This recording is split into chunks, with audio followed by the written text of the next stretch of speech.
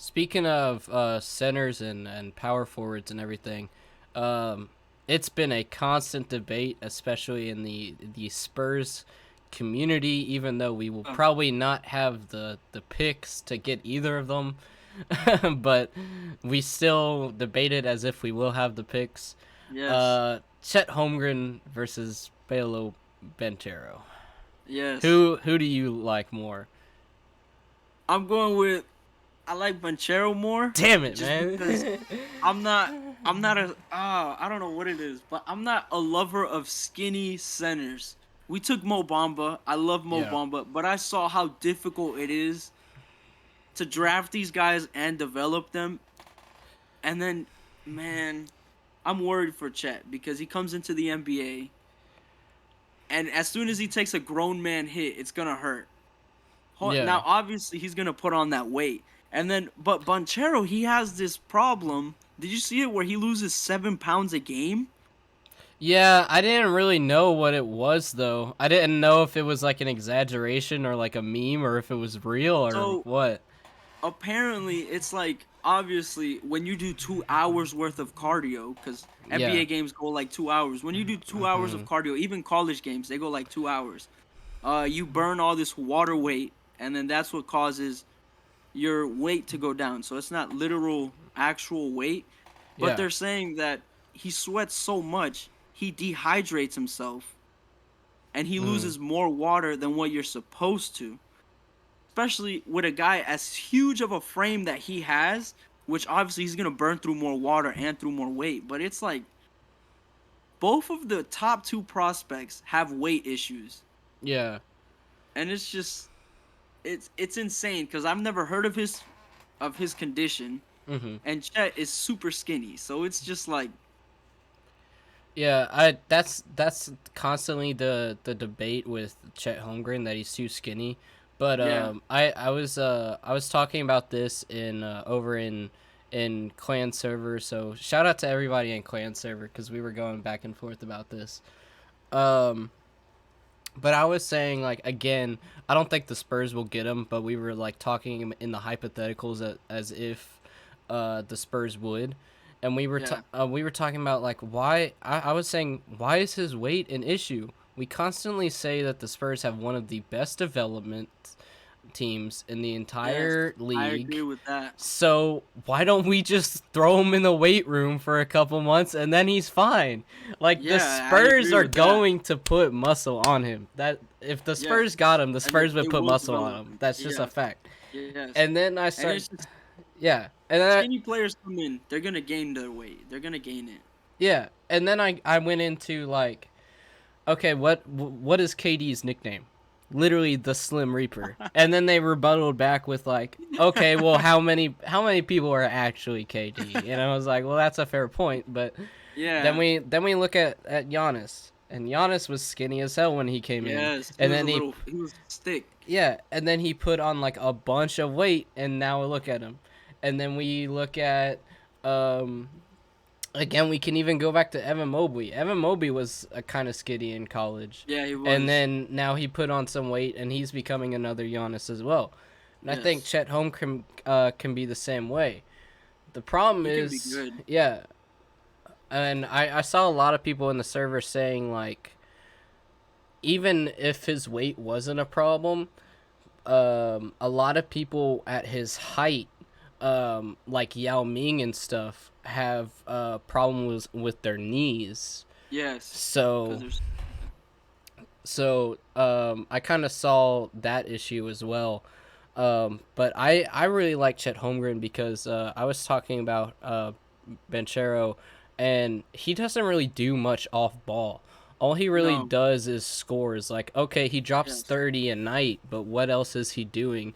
You know, we look at Chet Holmgren, and Chet Holmgren's getting like still like 14, 15 points a night, but he's getting like 3, 4 blocks as well. He's getting yeah, like 7 assists, he's and playing great. then you look at and like you don't even need to look at the stats for it. Literally, just watch any game and like Banchero is just kind of over in the corner with his hands up Mm-hmm. like this, asking for the Just waiting. ball like a little kid, and just like standing there, not And he doing typically anything. doesn't shoot catch and shoots. He's typically off the dribble shooter, which is Yeah. also a huge part of it. Yeah, so he literally doesn't really do anything off ball, and that's my issue with him because everybody's saying like, "Oh, he's putting up insane numbers." And I was like, "Insane numbers in what category though? Points only. Like that's Yeah. it." So that's like my take on it. That I was hoping you would say Holmgren because of that, but like I I mean, feel I like like both of them. everybody's saying Banchero, and so I I feel like love I'm both of alone in them, this. but I mean, I have no favorite one because as a Yeah. Magic fan, I don't know what else we take on our team. So I have no clue who to prefer. Obviously Spurs. You guys have been needing a center for I don't know how many years. I mean, when we Yeah. drafted Mo Bamba, Spurs fans were talking about trading for Mo Bamba. Yeah. So I know you guys have needed a center for a good since Tim Duncan left. Yeah. And I mean, it's like you can't. It's so difficult as a Spurs because you can't just outbid Oklahoma, Orlando, Houston, all of these horrible garbage teams because that's what we are. You can't outbid them in players or picks because the Spurs don't have things that rebuilding teams would want. Like Yeah. if I'm Houston, why do I want Derek White on my team? No offense to Derek White, he's a good player, but why would I want Derek White when I could potentially trade for I don't know a younger, more talented player than where he's at with way more potential too. So it's like the Spurs, you're in a very odd position because Mhm. you're not good enough to win, but you're not bad enough to lose. So it just Yeah. puts you at a very weird dynamic, especially when it comes into wanting top players. And that was the thing with that was a debate we were having in the Spurs community a lot as well.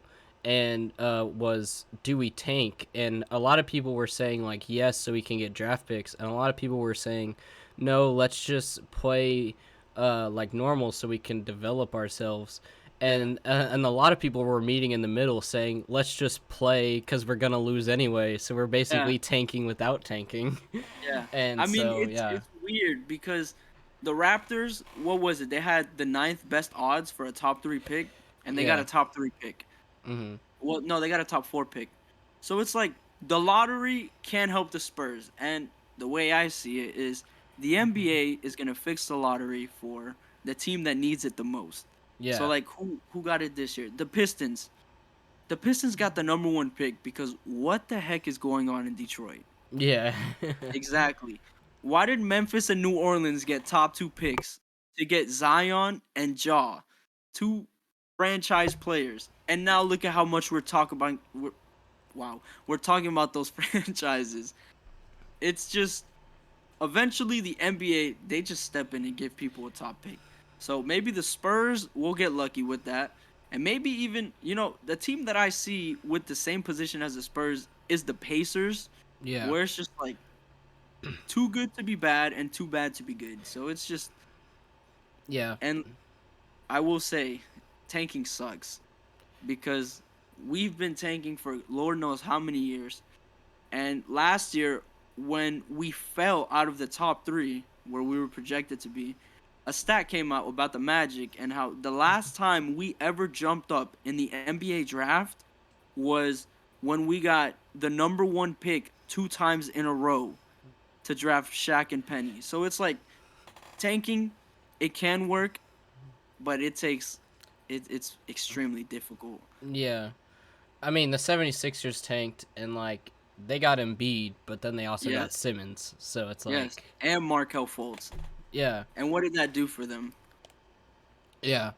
And like with the Pacers thing, I talked about that with CJ Hoop Talks on like a past episode, and we were talking about like the same thing. It's like their problem is they're just kind of in neutral right now. Yes, Just kind and the of like Magic were there, yeah.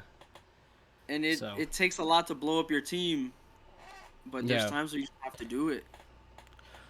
Like we had to do it, and it sucks, but there's just times where your team isn't gonna make it, or your team isn't. You're just stuck in purgatory, and it's like you have to make a move, or you have to do Mm. something. Yeah.